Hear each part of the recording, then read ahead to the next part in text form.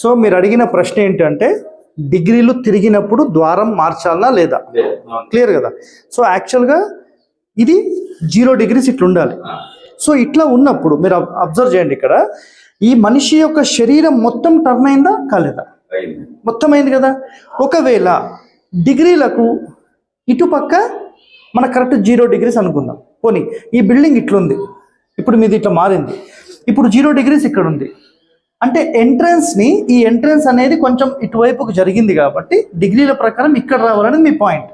అప్పుడు ఈ నోరు మొత్తం కట్ చేసి ఇక్కడ పెట్టేయాలి. ఇది రైటా?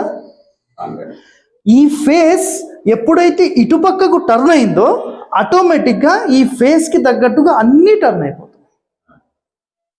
మీకు క్లారిటీ అర్థమైంది? ఇప్పుడు మనకేందంటే ఇది ఇల్లు, ఓకేనా, ఈ ప్లాన్ ఫిక్స్, ఇది దీంట్లో ఎలాంటి చేంజెస్ ఉండవు.